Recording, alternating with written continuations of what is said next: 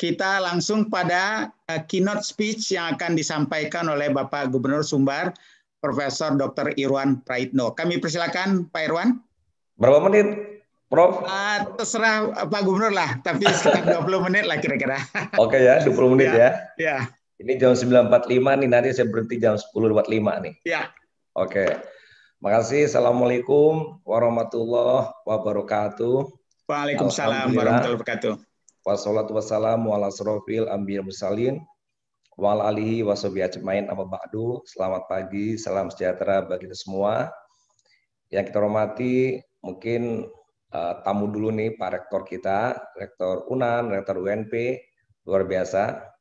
Beliau sangat peduli dan berkolaborasi dengan Pemda Provinsi yang mungkin saya contohkan banyak hal yang kita lakukan, baik dengan WNP, dengan UNAN tadi, Lab FK UNAN untuk COVID, dengan WNP kita menangani olahraga, main studium, ada juga PDRI, banyak lagi, tapi itu satu contoh, ya Pak Fasli, kita pun sudah melakukan kolaborasi, dan topik ini pun sangat sesuai dengan topik hari ini, dengan kolaborasi kita bisa menjadi, bisa maju, bisa sukses dengan kolaborasi.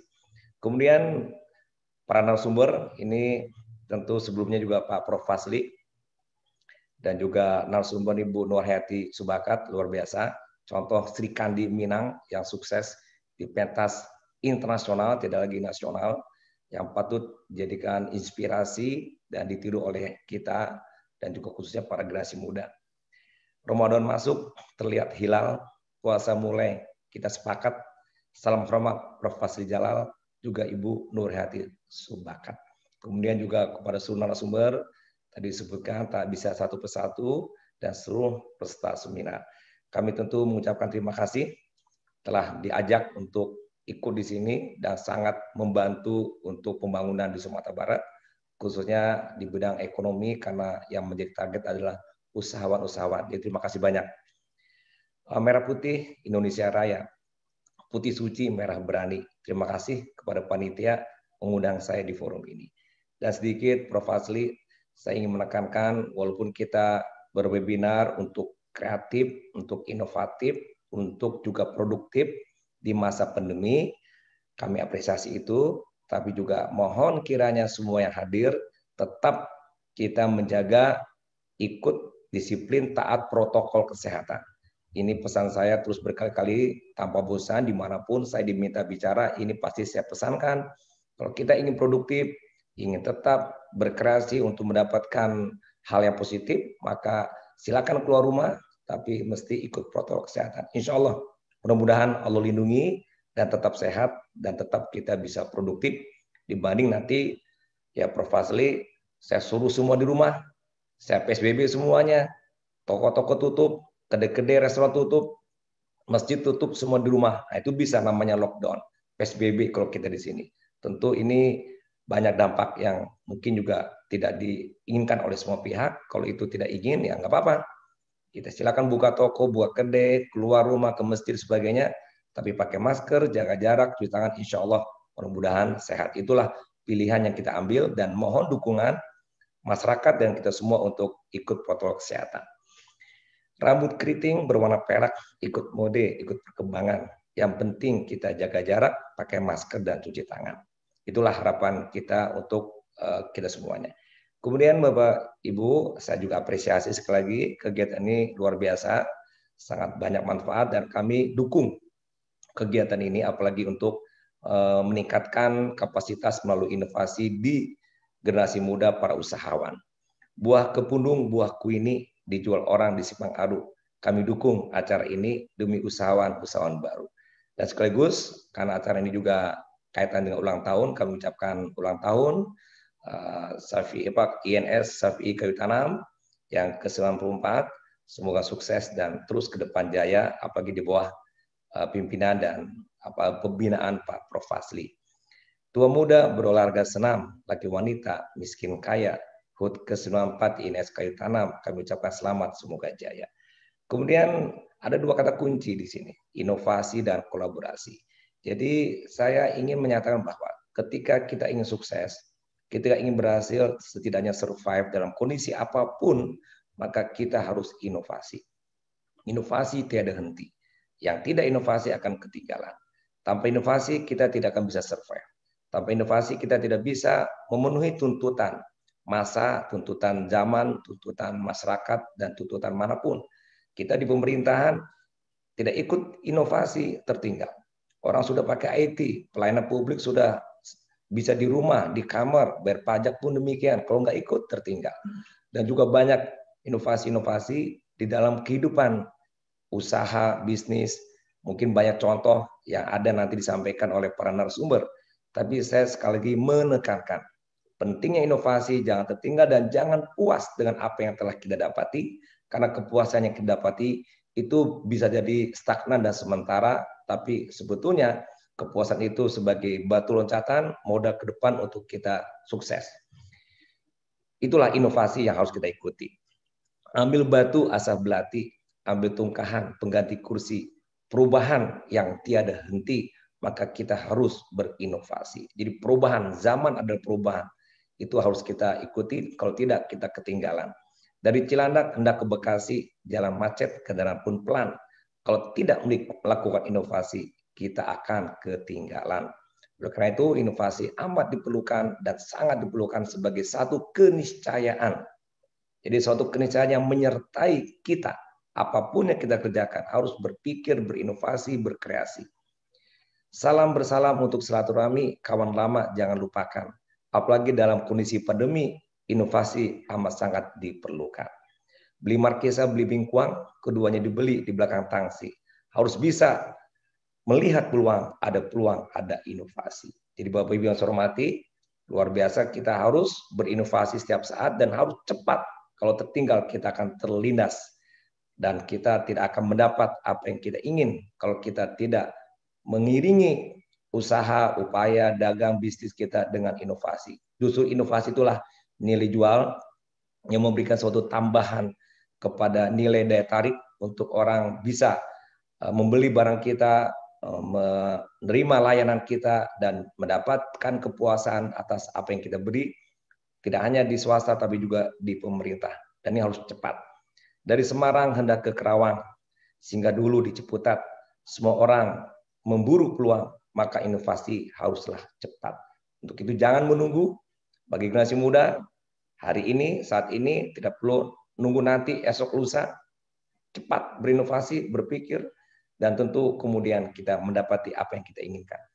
Jangan dijamah induk beruang, walau dijamah hanya sekali. Jangan pernah menunggu peluang, melihat peluang haruslah jeli. Kemudian sasaran pada seminar ini adalah para pemuda. Ini pemuda-pemuda mesti harus lebih hebat dari kita yang sudah lebih tua. Kenapa demikian? Sejarah menunjukkan peradaban berubah karena pemuda. Kita lihat dari zaman Nabi Muhammad SAW, para pemuda lah yang merubah dari jahiliyah kepada nur Islam. Sampai kepada peradaban Eropa, peradaban-peradaban yang lainnya sampai hari ini kita di Indonesia. Tahun 28 itu juga pemuda dengan Sumpah Pemuda. Tahun 45, tahun 66, dan kemudian tahun 98. Semuanya pemuda. Secara fisik kuat, secara intelektual mantap. Dia pun bebas untuk bergerak, untuk melakukan apapun. Dan dia tidak terikat oleh banyak hal yang mengikat. Banyak potensi. Dan dialah calon pemimpin. Dan generasi ke depan ada pada Anda, para pemuda. Sehingga bagaimanapun pemuda harus memberikan suatu sumbangsi yang besar untuk mengisi kemerdekaan ini. Dan pemuda adalah calon pemimpin. Jadi inovasi harus ada pada pemuda. Harus ada, kreatif, inovatif. Dan itu harus ada pada pemuda. Film anak, Upin Ipin, anak menonton tak bisa ditahan. Para pemuda, calon pemimpin, badan kuat tak ada hambatan. Masakan Padang banyak rasa, pesan makan di lain cepat. Potensi pemuda itu luar biasa. Apa yang dimau bisa didapat. Jadi apa yang dimau bisa didapat. Itulah pemuda. Saya pernah pemuda, Prof. Asli pernah pemuda, Pak Jenefri, Pak Yulandri pernah pemuda, Ibu Nurhati pernah pemuda. Itu luar biasa. Saya mungkin kalau melihat pemuda, tentu akan menyesal bila dia tidak manfaatkan usia mudanya saat dia dewasa. Saya punya teman banyak saat alumni, seusia 50-an seperti saya ini. Ketika pemudanya terabaikan waktu, terbiarkan peluang, dia sia-sia dan menyesal kemudian tak ada arti. Karena mereka sudah melewati masa potensi, masa yang sangat emas dan gemilang untuk suksesnya kita dalam menjalani kehidupan. Kalau usia sudah 40-an, 50-an, itu hanya menikmati apa yang kita kerjakan. Saya pun tidak mungkin mampu lagi bersaing dengan generasi muda. Mungkin sudah anak saya, mantu saya, mungkin cucu lagi. Saya mungkin menikmati apa yang sudah dapat, dan kalaupun ada sesuatu yang tidak lagi bisa bersaing. Tadi Prof. Fazli menyebut saya penulis. Nah, mungkin saya buat buku, menulis, membuat pantun, membuat karya-karya yang sebetulnya tidak ada saingannya, karena itu kreasi masing-masing. Tapi ketika saya buka bisnis baru, itu udah nggak mungkin.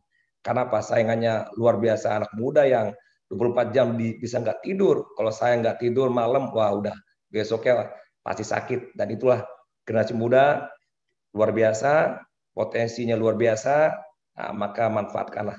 Nah, bagaimana caranya? Satu kata kunci yaitu kesungguhan. Jadi kesungguhan untuk bisa kita berinovasi, walaupun ada yang namanya kecerdasan. Tapi saya yakin para pemuda memenuhi syarat untuk cerdas. Ya kalau sudah tamat SMA apalagi S1 itu minimal skala intelijensinya minimal rata-rata lah, pasti itu saya pastikan, dan itu punya potensi. Kalau diikuti dengan kesungguhan pasti yakin bisa menjadi wajada. Itulah pepatah yang sering kita ungkapkan, dan ayat Al-Qur'annya waladina jahadu fina lanahdiyahum subulana. Jadi orang yang bersungguh-sungguh itu pasti dapat. Hati-hati bermain petasan, kalau kena sakitnya tak tahan. Inovasi memang butuh kecerdasan, tapi yang penting kesungguhan. Jadi sungguh-sungguh, Allah kasih jalan, Allah permudahkan yang susah, Allah peringan yang berat. Begitulah kalau kita sungguh-sungguh pasti ketemu. Belajar rajin, sungguh-sungguh pasti bisa. Saya yakin betul dengan ungkapan itu, karena kalau saya mau testimoni banyak hal yang ada pada diri saya. Pak Fazli menyebut saya ini punya pantun saya sudah 56.000. Setiap saya bersambutan itu pasti ada pantun, dan itu pantun tidak sama dengan yang sebelumnya, dan itu dibuat juga tentu karena kesungguhan. Sungguh-sungguh saya berazam pada saat pelantikan gubernur saya yang kedua, saya berazam, bertekad setiap sambutan saya berpantun. Saya siapkan, saya upayakan dengan sungguh-sungguh walaupun sibuk, sehingga sampai hari ini bisa, walaupun saya bukan seniman, bukan budayawan. Nah, itu contohnya. Kemudian juga sebagai pejabat publik dituntut untuk bernyanyi, untuk bermusik. Nah, sungguh-sungguh juga Prof. Fazli. Sehingga saya juga jadi musisi, menciptakan banyak lagu, punya band sendiri, dan tampil di panggung baik dalam dan luar negeri. Insya Allah tidak kalah dengan yang lain. Kenapa kok bisa? Sungguh-sungguh. Kalau bicara pendidikan tentu jalur saya sebagai akademisi. Tadi sebut sebagai psikolog, buku juga banyak. Sungguh-sungguh juga. Saya tidak ada sekolah agama, dari madrasah tidak ada sampai ke S3 umum. Tapi saya bisa buat buku, lebih 20 buku agama. Yang waktu itu ditawarkan oleh Prof. Azumadi Azra waktu rektor UIN waktu itu. Menjadi guru besar di bidang psikologi Islam. Tapi yang saya ambil adalah guru besar di bidang SDM. Kesungguhan, jadi apa yang kita mau pasti bisa. Apapun, olahraga, saya sebagai karateka, sebagai dewan guru, dan itu tidak banyak yang punya dan 6 sebagai sensei, sebagai karateka. Dan ini juga banyak hal yang mungkin di luar dari garis karir, tapi kalau sungguh-sungguh pasti bisa. Ini saya sekedar untuk menyemangati para pemuda, kalau dengan sungguh-sungguh pasti bisa. Allah janjikan dan Rasulullah contohkan, dan banyak bukti yang lain yang mungkin bisa kita contohkan pada kesempatan ini. Jadi kesungguhan itu penting. Kenapa? Allah berikan potensi yang banyak kepada kita. Allah berikan akal, mata, tangan, kaki, lengkap semuanya. Dan kesungguhan ini tinggal mengembangkan apa yang sudah Allah anugerahkan kepada kita. Kita pakai otak. Otak kita ini luar biasa, kapasitasnya banyak dan baru dipakai sedikit. Coba kita pakai dengan kesungguhan, belajar apapun tanpa kecuali. Selain itu yang tak bermanfaat mungkin kita tidak pelajari. Banyak yang bermanfaat. Ini anugerah yang perlu kita kembangkan. Ambil tembaga dan besi.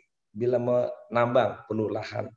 Kita semua punya potensi anugerah dari Tuhan. Punya semua. Pemuda punya tanpa kecuali. Sama dengan saya. Saya bisa, kenapa Anda tidak? Harus bisa juga. Kalau apa? Sungguh-sungguh. Jalan singkat perlu akses, macet di jalan terhindari. Semua kita bisa sukses karena kita punya potensi. Ada masalah segala rapat, solusi yang kita butuh. Tidak ada yang tak bisa didapat kalau kita kerjakan sungguh-sungguh.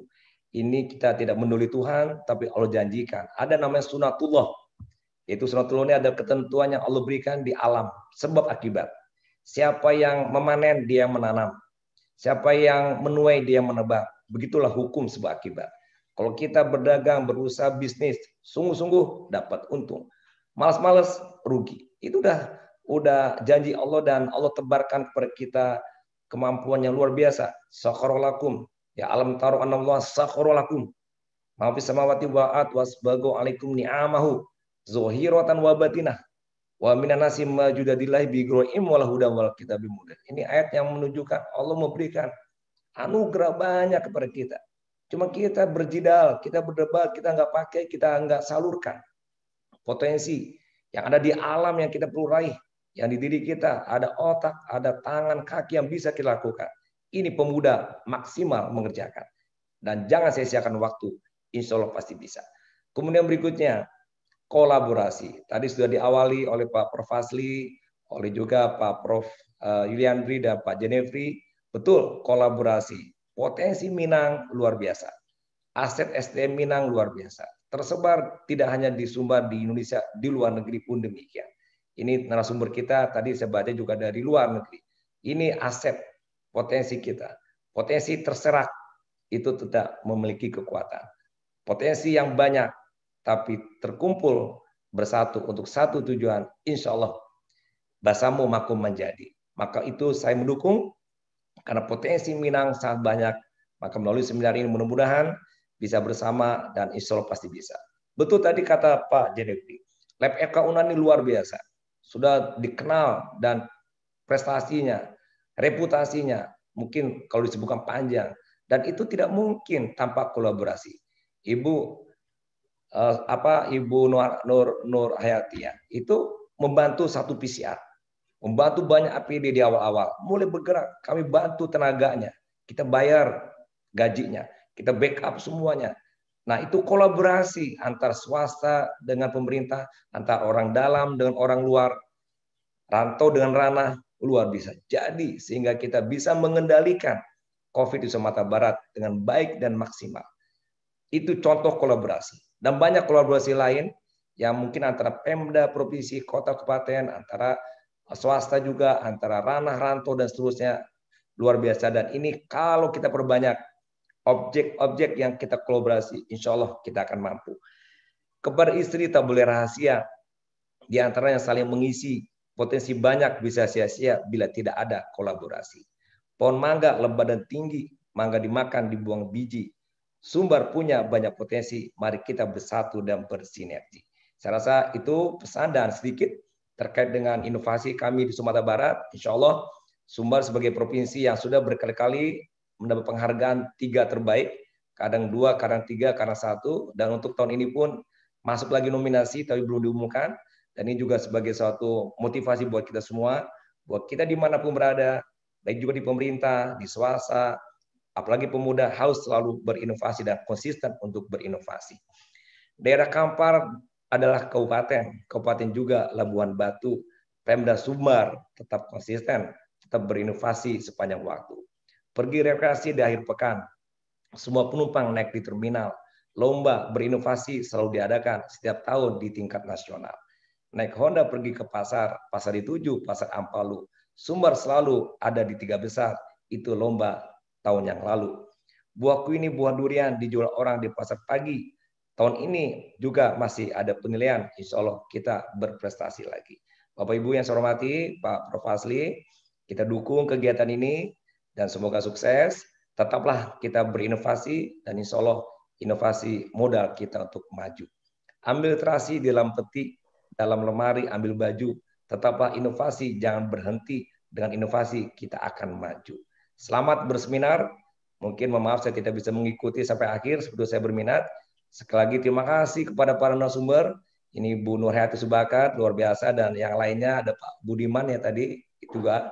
Terima kasih banyak telah membantu kita Sumatera Barat melalui seminar ini, dan tentu tidak hanya sampai di sini. Mungkin ada bimbingan-bimbingan teknis yang perlu untuk pemuda agar mereka bisa mandiri untuk ke depan. Selamat berseminar. Burung camar menyambar mansi, camar menyabar sampai ke pantai. Selamat berseminar tentang inovasi, semua tujuan bisa tercapai. Tetaplah berinovasi, janganlah letih. Memang perubahan yang kita butuh. Cukup sekian, terima kasih. Wassalamualaikum warahmatullahi wabarakatuh. Waalaikumsalam warahmatullahi wabarakatuh. Terima kasih Bapak Ya Gubernur. tepat Pak Prof, 10.55. Ya, pas, betul, biasa. Kalau Pak Gubernur selalu tepat waktu, luar biasa. Terima kasih. Kita minta foto sebentar Pak Gubernur sebelum Pak Gubernur meninggalkan ya. Silakan panitia, mumpung Pak Gubernur masih bersama kita. Dan ini agak banyak nih, udah 314 orang nih Pak Gubernur yang mendengar tadi. Dan sore nanti akan lebih banyak Pak Gubernur, karena mereka ada yang tidak mau pagi-pagi, dia langsung ke pelatihan aja katanya.